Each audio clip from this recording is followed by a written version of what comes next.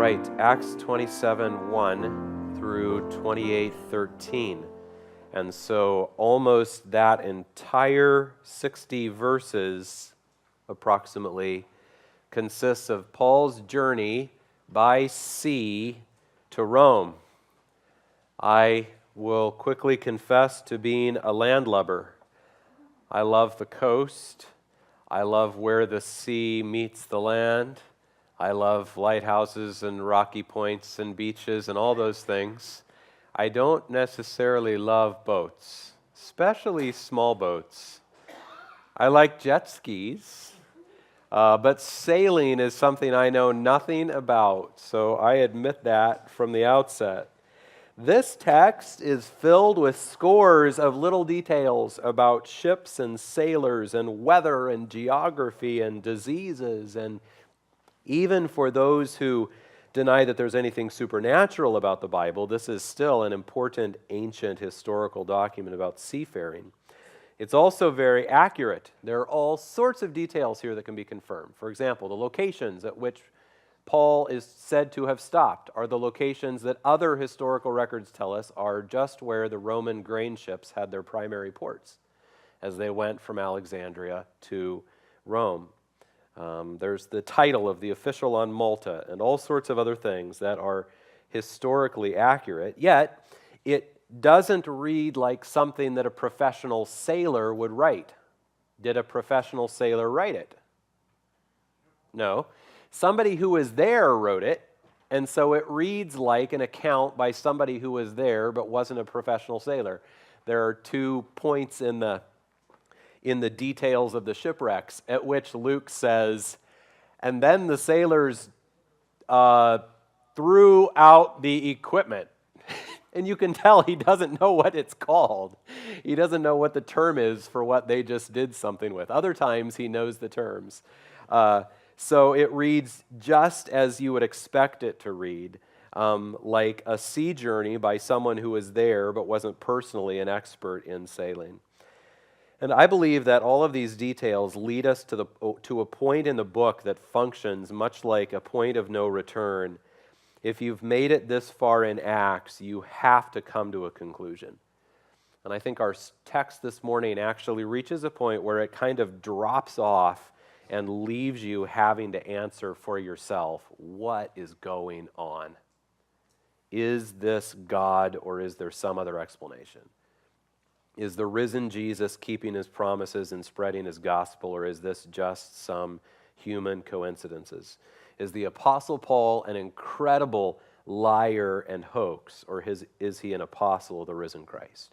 To word it the way we'll find here in the text, is Paul a murderer or a god? Someone to be killed or someone to be honored? Here's an overview map of Paul's route. Altogether, this took about 4 months, though 3 of those 4 months were spent in Malta.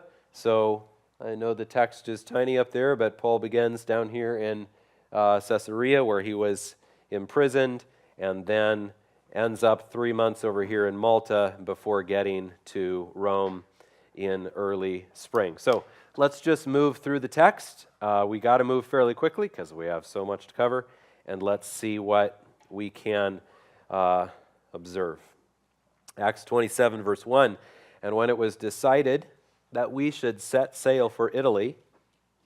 Why is he going to Italy? Because he appealed for a hearing before Caesar, right? They delivered Paul and some other prisoners to a centurion of the Augustan cohort named Julius. Just really intriguing how many important centurions there are in the New Testament and how some of them we know their names, or we knew the tribune's name in the last section, right?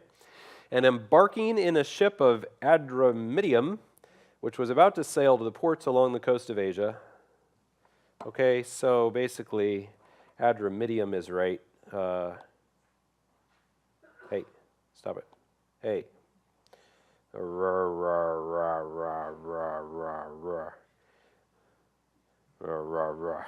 Adramyttium is right here. And so this ship that they're talking about is a ship that's designed to just make its way back and forth along the coast. It can't handle the open Mediterranean. So it just goes all along to these ports along the coast. The end of verse 2 says that they were accompanied by Aristarchus, a Macedonian from Thessalonica. So there's a slight chance that he's just catching the ship back toward home. But in chapter 19, he was called one of Paul's companions in travel. And then in both Colossians and Philemon, Aristarchus is imprisoned with Paul. So it's more likely that if that's the same Aristarchus, that he just was a believer who spent these years of his life serving Paul, including being imprisoned with Paul, which is a remarkable thing. So Aristarchus is along, Luke is along, and at other points we get clues of some other people that were involved at least once he got to Rome. So then the next day we put in at Sidon, and Julius treated Paul kindly and gave him leave to go to his friends and be cared for. I'm going to comment on that in the next service. So Sidon is, right here on the coast, and now they catch the ship and head up and around. So the text says next, verse 4, putting out to sea from there, we sailed under the lee of Cyprus because the winds were against us. Of course, landlubbers like me don't know what the lee is, but that's apparently the side of the island that protects you from the wind. So they had to go around that north side of Cyprus because of the south and southern and southwesterly winds.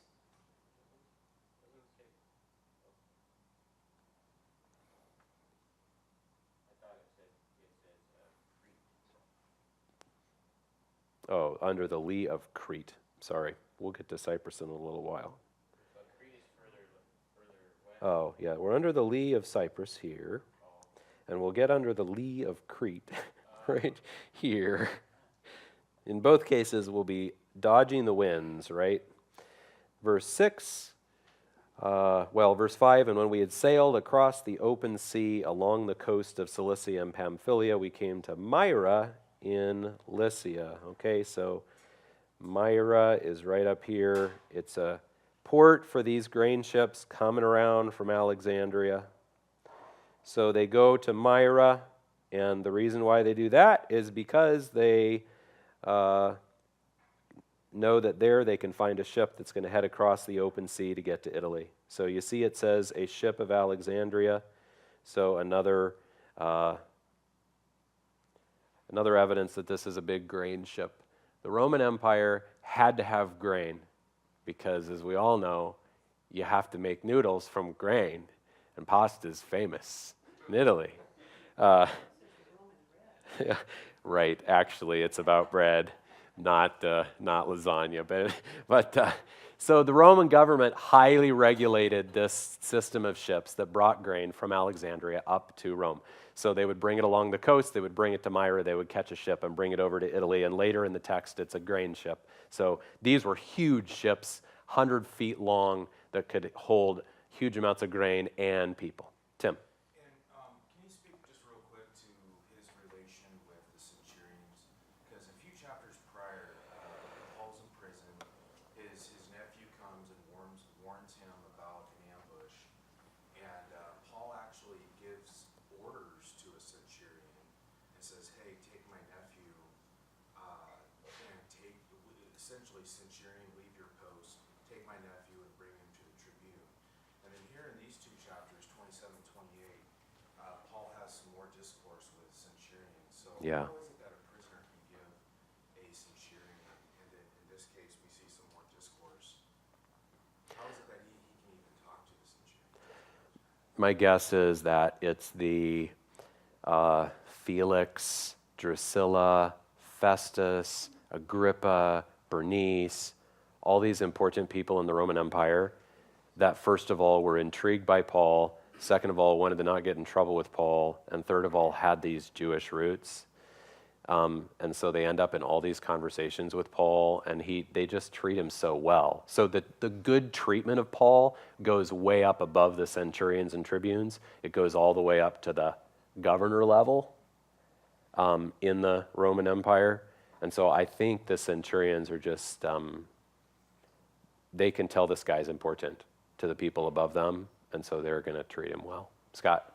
Good commentary. If you'll remember way back when we first started the church, and we did a leadership class, and we covered John MacArthur's book on leadership, and it spoke to exactly what you're talking about right now. So, Tim, if you want it, I may have a copy, I may not, but there is a John MacArthur's book on leadership, and he covers this exact event right here. And how Paul took control. How do you remember things like that? Your memory is astonishing. Tim. Tim, did you have a question? No, I was just going to say too. I think we shouldn't discount the fact that one, Paul's demeanor and everywhere that he carried himself. I mean, it had to be pretty clear to people like the centurion that this guy is not dangerous. He probably hasn't done anything wrong. He's basically a political prisoner. So, and he's a Roman citizen, and he's very well spoken, and all these things. So, he didn't excite in people the desire to treat him badly. Like he didn't come across like a Barabbas or something like that. And Yeah. And then also I think he went out of his way. I mean, he was always trying to share the gospel. So we know about other centurions and Roman people that even came to know Christ through Paul's ministry. So he's always going out of his way to win friends and to speak to them kindly and for the sake of the gospel. So Yeah. I don't think it's necessarily so much that he took control of the situation and he was just this great commander type of a guy and they just got these strong soldiers to fall in line. But really, I think he knew how to win people's hearts and for the sake of the gospel. Right. And who knows who was a quiet or not or believer, that actually got saved and then treated them well because they got saved. Yeah. All right. We're only at verse 7, so we have got to keep moving if we're going to have any chance this morning. There's so many details here. So from Rhodes up near Snidus, however you say that up there, ideally you would sail this way, right? But the winds wouldn't let them, so they ended up they were being blown down here. And then ideally they would have come along this north edge of Crete and sailed along here, but the winds wouldn't let them. They got pushed around this cape and down to this side of Crete. And so where are we at in the text? The lee of Crete off Salmone. Salmone is that tip at the end of Crete. Coasting along it with difficulty, we came to a place called Fair Havens, near which was the city of Lasea. There's a city of that name there today on the island of Crete. So you see that down here. So they get to the first kind of reasonable port that they could get into.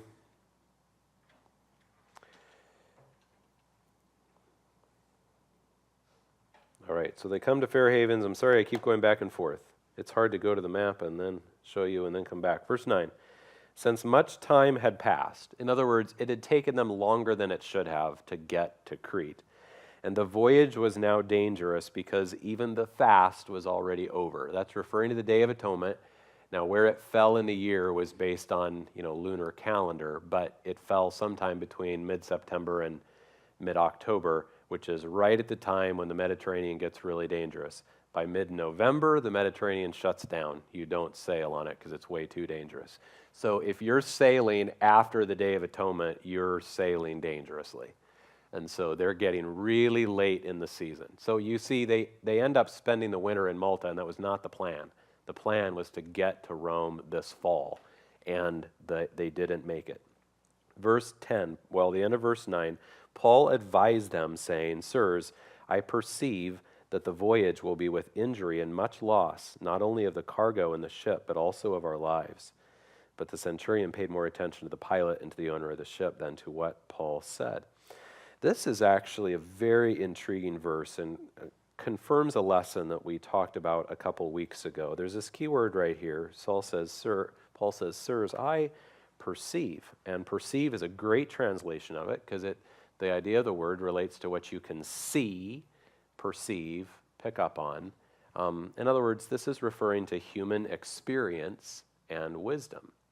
And as we know from 2 Corinthians 11:25, I think, this was not Paul's first shipwreck. Can you believe that? Chance of surviving shipwreck, and Paul had 3, I think he says. So Paul's seen some of these things before, and he says, based on my experience and observations, we are going to lose the cargo, the ship, and all of our lives. Well, maybe not all, but he says much loss also of our lives. So many or all of them are going to die, Paul says. Now, what's so interesting about that is that he was wrong. Not a single person was going to die because God was going to protect him. But when Paul said this, he didn't know that, because it's not until we get down to verses 23 and 24 that an angel comes to him and says, you are going to stand before Caesar, so you're not going to die. And God has granted you all those who sail with you. Nobody's going to die. So what Paul perceived by experience and wisdom was a good observation, just wrong. Because he didn't know what God was going to do. And so what that reconfirms for us that we talked about a couple weeks ago is that human wisdom has value and human experience has value, but we have to make sure we keep it within its limits. Human counsel has wisdom, but we have to make sure we keep it humble. And don't start to think that, well, I had this experience, and so now your situation looks similar to my experience, therefore I know what's going to happen. As soon as you start to think, I can see what's happening here, I can see what's coming, I've seen this before, I know what's going to happen, well, that may be good wisdom and experience, and we should care about that and listen to that, but you also need to say, but I don't know what God's going to do. Right? And sometimes we have a hard time with that. We put 2 and 2 together, and we know what's going to happen. Well, no, we don't know what's going to happen, right? Only God knows. So there's a very important place for human wisdom and perception and experience, but let's keep it humble. That's the point. Does that make sense? Okay. Verse 11, the centurion paid more attention to the pilot and the owner of the ship than to what Paul said. Verse 12, and because the harbor was not suitable to spend the winter in. So think about this. You want to take a trip somewhere, a road trip, and you have some kind of car problems, and you've got to stay somewhere for a couple days to get your car fixed. You're like, was supposed to be at my brother's house on Thursday, and now I'm not going to get there till Saturday night. That feels like a huge inconvenience, right? How about this?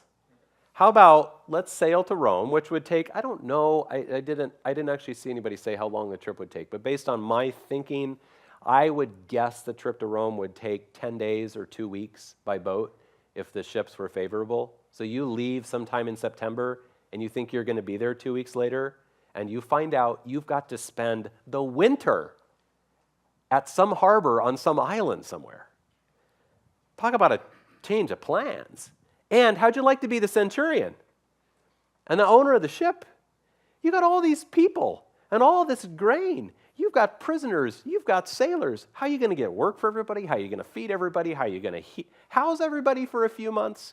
So you can see, number one, why they didn't want to stop and spend the winter, and number two, if they were going to stop, at least find somewhere really suitable for this, because this is a huge inconvenience.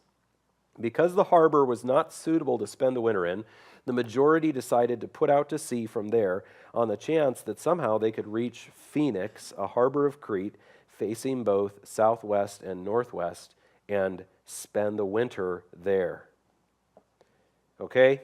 So they were over here, somewhere over here. It's hard to know exactly sure, but this could be this modern day place. And all they had to do was get favorable enough winds. See, you got the wind, the northeaster blowing them this way, right? And they've just got to be able to get favorable enough winds to get around this point, and then they can just follow the coast up to Phoenix. It's like 4 hours from here to here by boat if they can just get around this cape. So it's not that unreasonable, right? You can see why these guys are like, just give us a couple of hours of good winds and we'll get out of there and we'll get to a much better place to spend the winter. So, verse 13, when the south wind blew gently, supposing that they had obtained their purpose, they weighed anchor and sailed along Crete, close to the shore.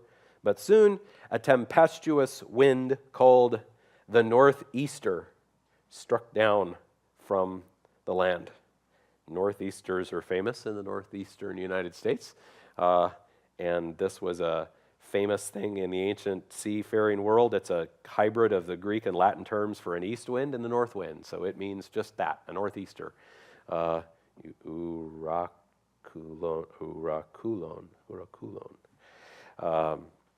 And so that wind came howling down through, and so rather than being able to get up, they get blown this way.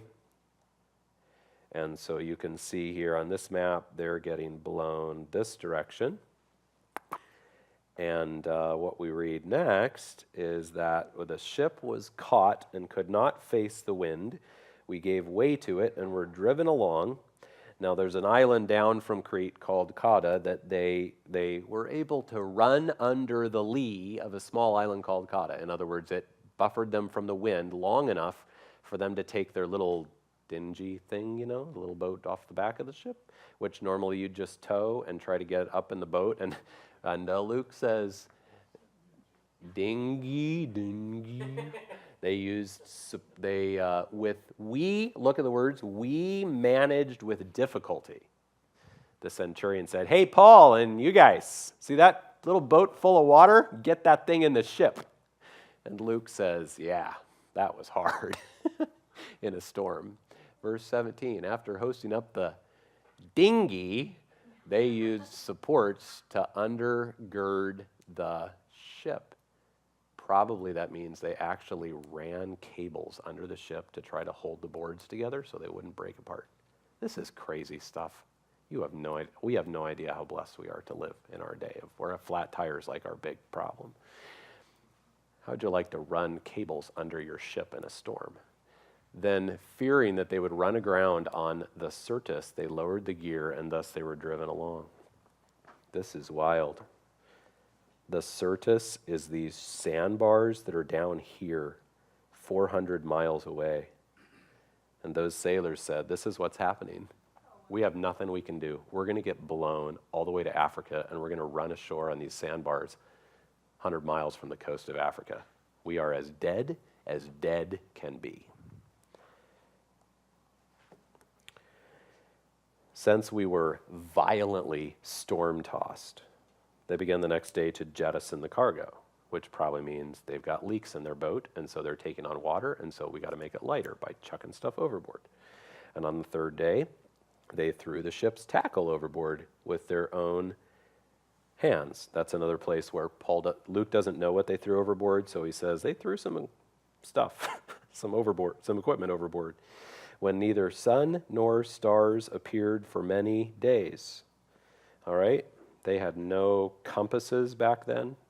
So if you didn't have sun and stars, you had no idea where you were going.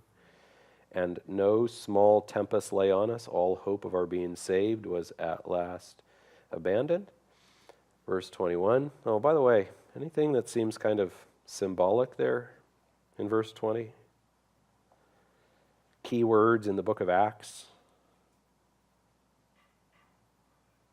See, two key words that we've had other places in Acts, including recent chapters. Yeah, hope and saved.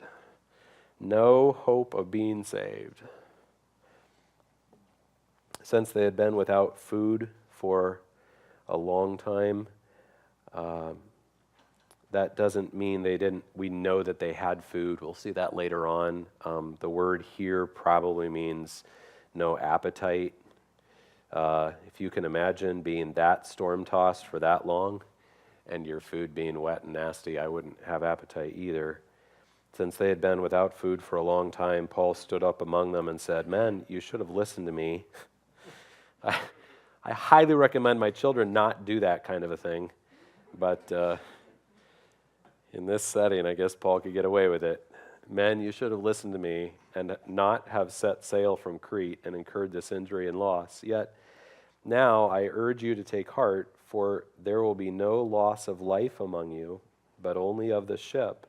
For this very night there stood before me an angel of the God to whom I belong and whom I worship, and he said, do not be afraid, Paul. You must stand before Caesar, and behold, God has granted you all those who sail with you. So take heart, men, for I have faith in God that it will be exactly as I have been told. But we must run aground on some island. Apparently God told him that too, which again sounds to me kind of like the way life often works. God has good purposes that involve shipwreck along the way somehow. You're going to run around on some island, and God's going to carry out what he wants to carry out. So everything's going to be lost except the people, and all the people are going to be saved. You know, when Paul stands up in the middle of these grumpy, hungry, miserable, scared soldiers and sailors and so forth and says, so take heart, men. My mind goes back to Paul at the state dinner that we talked about last week. And just the guy's courage. When I say the sailors scare me. I remember when we were in Nova Scotia, Crystal and I checked out the coast all over Nova Scotia and lighthouse hunting. And I remember walking out toward one little point to see this lighthouse, and there were these sailors over there on the dock, and they all started yelling at me. I'm like, I'm just a little guy. I'm going to get out of here. I would not have the courage to stand in front of a ship full of angry and frustrated and tired and wet and scared sailors and soldiers and say, hey guys, take heart. Nor would I have the courage to stand in front of the people that Paul stood in front of at the state dinner and get in their face. But Paul didn't have the courage either. It's all the boldness of the Spirit of God, all through the book of Acts. So whatever God puts you won't have what you need. The Spirit of God will. So there we find encouragement. All right, verse 27. When the 14th night had come, as we were being driven across the Adriatic Sea, I do not understand why all the translations, pretty much except the King James and one other one that I can find, call it the Adriatic Sea. This is not the Adriatic Sea, not the modern one. It's the north central Mediterranean. So they're being driven. You know, it's this area down here, right? They're down here, and the Adriatic Sea is up there. This is the Adria down here in this area. Anyway, why am I talking about that? It's just because if you read that, you're like, this story makes no sense. How did we all of a sudden jump a few hundred miles up to the Adriatic Sea? They didn't. About midnight, the sailors suspected that they were nearing land, so they took a sounding and found 20 fathoms. A little farther on, they took a sounding again and found 15 fathoms. And fearing that we might run on the rocks, they let down 4 anchors from the stern and prayed for day to come. So they're trying to get the ship pointed the direction that they want it by letting down the anchors from the back, and they prayed. I don't know what that means. It sounds like the sailors praying to their gods, probably, for day to come.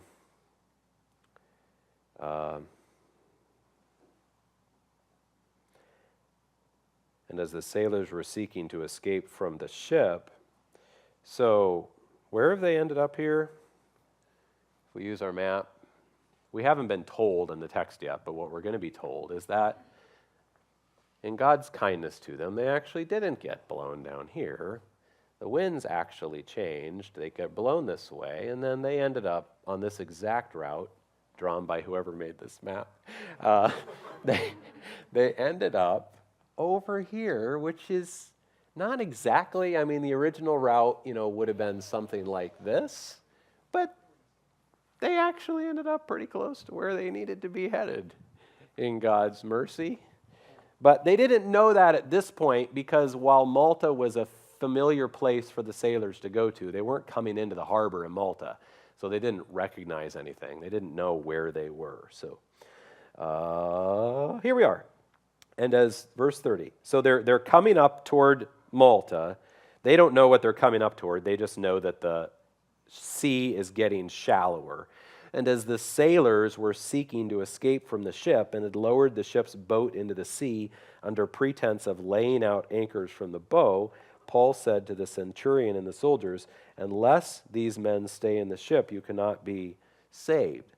Then the soldiers cut away the ropes of the ship's boat and let it go. So I imagine that we should see this as another threat on Paul's life. If you have a ship in the middle of a storm, close to crashing into an island, and no sailors left, that would seem to be a recipe for death. So somehow God in his mercy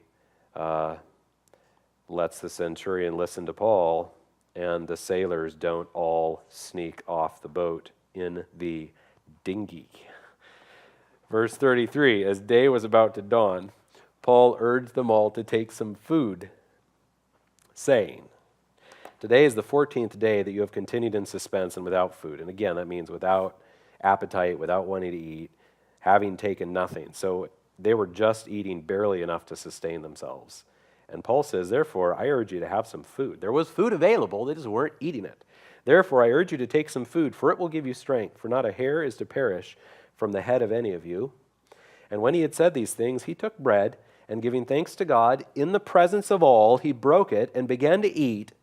Then they all were encouraged and ate some food themselves. I really love that picture because I think this is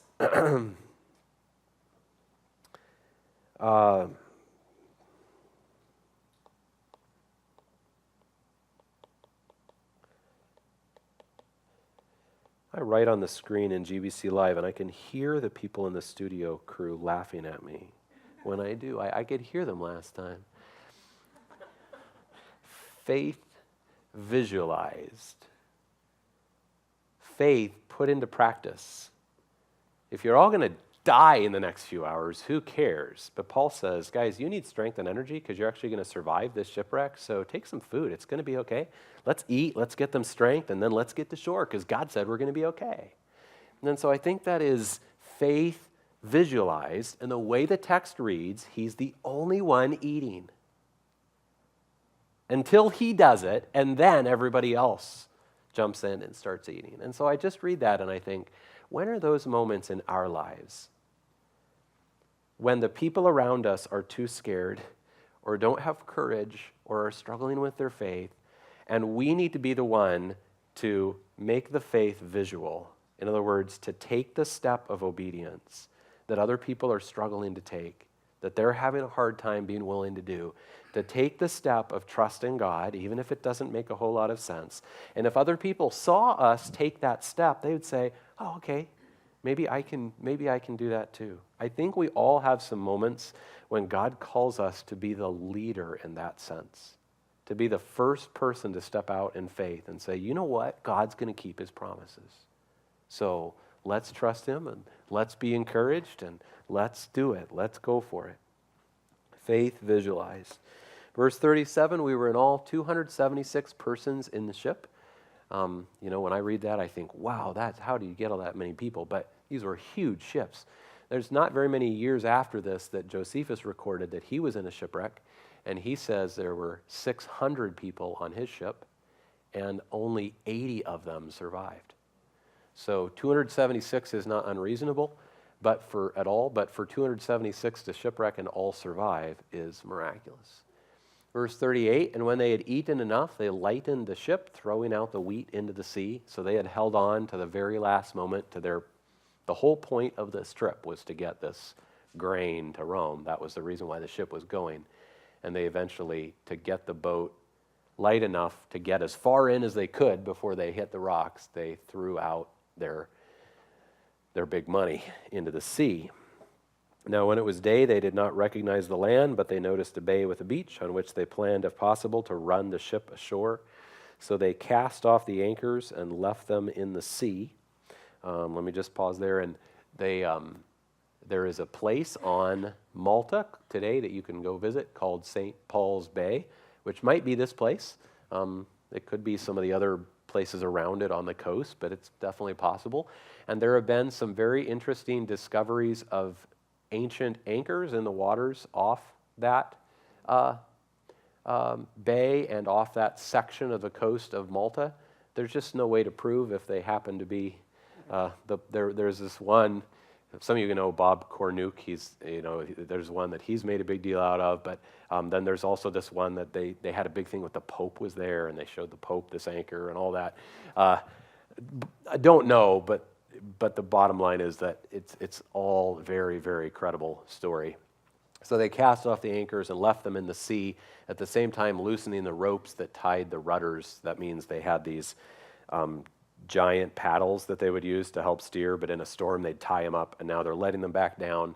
Then hoisting the foresail to the wind, they made for the beach, but striking a reef, they ran the vessel aground. The bow stuck and remained immovable, and the stern was being broken up by the surf. So now your ship's getting cracked in half, right? The front's stuck, the back's getting hit by waves. They're dead. The soldiers' plan was to kill the prisoners, okay? So add another moment when Paul's life was in great danger. The soldiers' plan was to kill the prisoners lest any should swim away and escape, but the centurion, wishing to save Paul, kept them from carrying out their plan. He ordered those who could swim to jump overboard first and make for the land, and the rest on planks or on pieces of the ship. And so it was that all were brought safely to land. After we were brought safely through, we then learned that the island was called Malta, which they would have known about. So there we are, over there on the south of Sicily, on Malta. Chapter 28, verse 2, the native people showed us unusual kindness. What's the actual explanation for the unusualness of the kindness? What's another word we could put in the blank? Instead of unusual, they showed us providential. Yeah, providential kindness. Kindness from God. For they kindled a fire and welcomed us all because it had begun to rain and was cold. When Paul had gathered a bundle of sticks and put them on the fire, a viper came out because of the heat and fastened on his hand. Poor guy was taking his long winter's nap when he was rudely awakened, and so he just bit the first thing he could bite. When the native people saw the creature hanging from his hand, they said to one another, "No doubt, this man is a murderer. Though he has escaped from the sea, justice has not allowed him to live." Whatever their view of the gods was, you can see it here. The ESV has chosen to capitalize justice to kind of personify it in their words. So, guy got lucky and got out of the shipwreck, but the gods are going to keep up with him. So, this now, verse 4, verse 5, verse 6 is the point at which I think we have the text of Acts says, okay, you have got to make a decision. Here, the islanders see Paul as an evildoer who deserves to die. Does that sound familiar? Paul as an evildoer who deserves to die. Has that come up in the last few chapters of Acts? Remember what the Jews said, and certain Jews said in Rome? Like the earth would be better off without this guy around? Well, that's the same thing they're saying. The gods know this guy ought to be removed from the earth. So the islanders concluded that justice is catching up with him, and that's just what the certain Jews had concluded too. But he shook off the creature into the fire and suffered no harm. They were waiting for him to swell up or suddenly fall down dead. That must have been grand. Everybody staring at Paul. Staring at Paul. How long do we keep staring? But when they had waited a long time, they were sure justice was going to catch up with him. and saw no misfortune come to him. They changed their minds and said, aha, now we know who he is. He is a god. And verse 6.5, Paul told them, I'm not a god. There's one true God, and you should worship him, not me. Except verse 6.5 isn't there.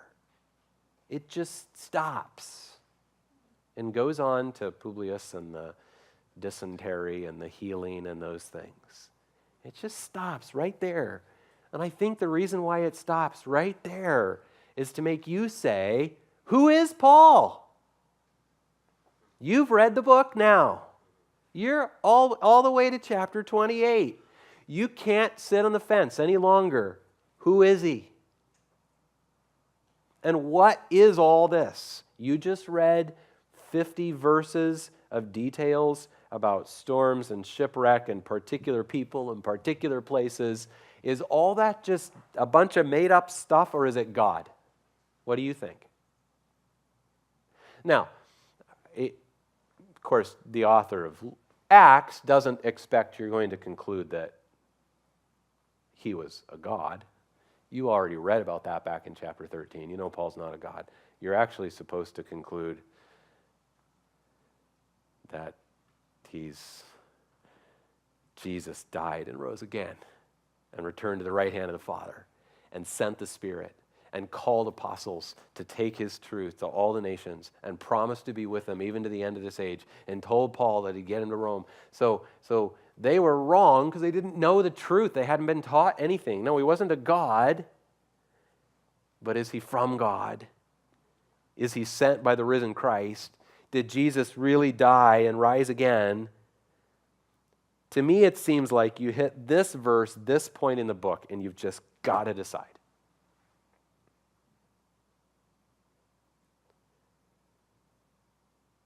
Did Luke put out all these details and all these specific people and all these specific places, and it was all a hoax, and nobody was ever able to expose it? The resurrection was a hoax.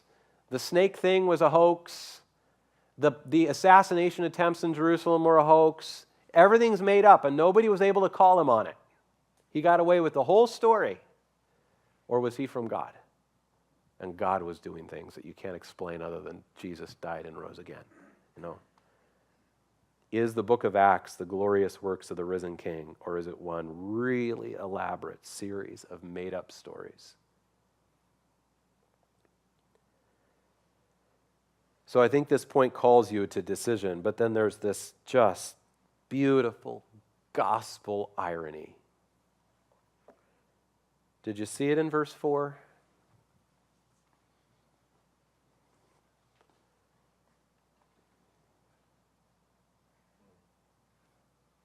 What's the word in verse 4? They don't know. The Maltese people saying this don't know the irony of what they just said. Is he a murderer? He was a murderer. Right? Of course, Luke knows that. Of course, Paul knows that. Of course, you're supposed to notice that as you read this. You're supposed to go, wow, because Paul just talked about that. If you were reading through Acts, you would have just read that. You know, it's hard for us because we read it a section at a time. We're studying a section at a time. Now, fit that into your puzzle.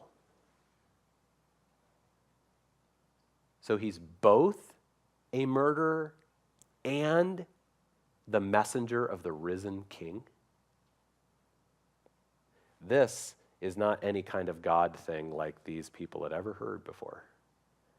There's something else going on. But see, the risen King, what did he do before he rose? He rose because he died.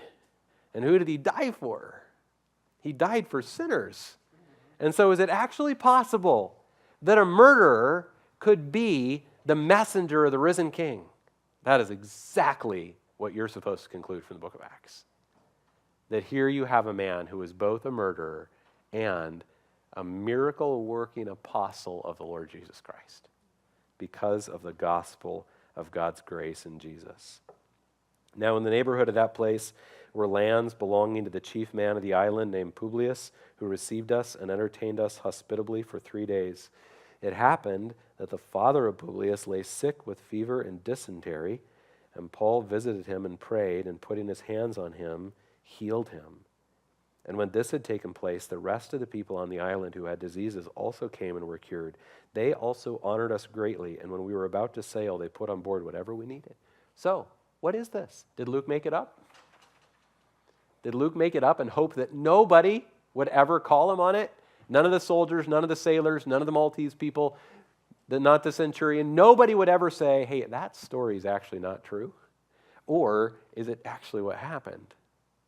And if it's actually what happened, how does it fit into who Paul is and who Jesus is? And so we get another key word here in verse 10. They also honored us greatly.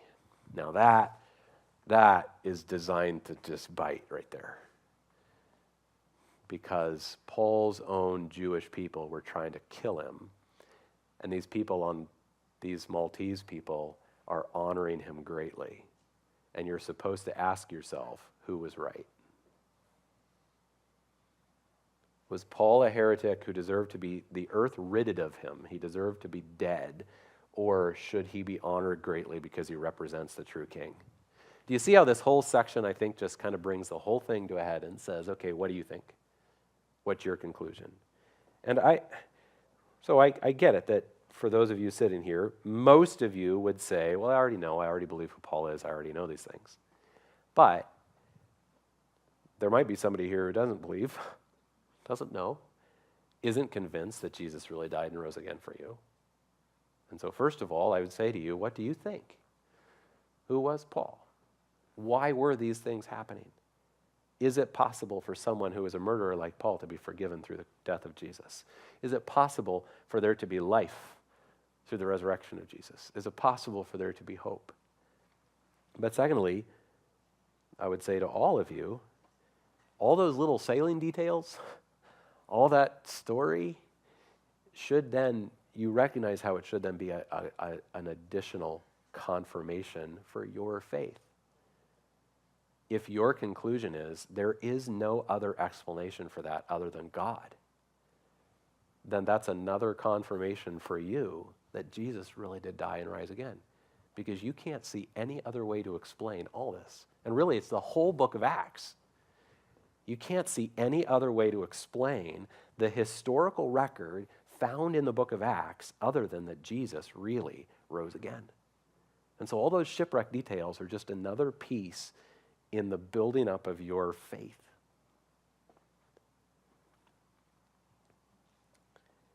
After 3 months, we set sail in a ship that had wintered in the island, a ship of Alexandria, with the twin gods as a figurehead. Here's a sweet little irony. Not sweet, it's just sad, kind of. The twin gods were these two Roman gods who were the patrons of sailors to keep them safe. So these guys who had just experienced this miraculous rescue by the one true God then get on a ship that has these carved, probably painted wood gods to protect them the rest of the way to Rome. Really? Were the wood carvings on the front of that ship going to do more than the true God of all creation had just done for them?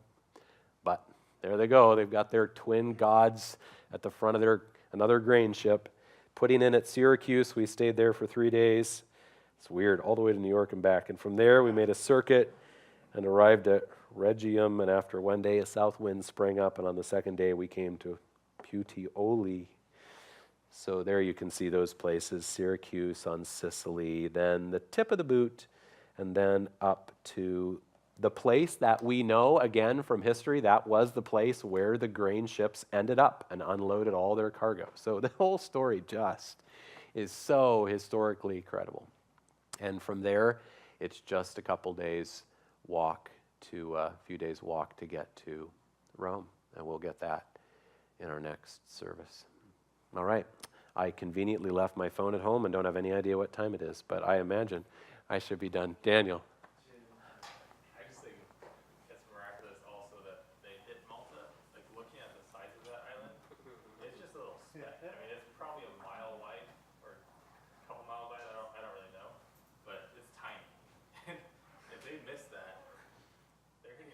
Paul was going to get to Spain just like you wanted. Yeah. Even this sounds like they just caught this tip and made it around. Had they got blown more southerly, it's just, there's just nothing there. Just to see how God used that, like with the viper story and the healing of all those people on the island. Like God wasn't just an accident that they went there. I mean, I don't know if those people ended up being saved or not. We don't know, but I kind of doubt that Paul just kind of said, "Hey, thanks for the stuff." Yeah.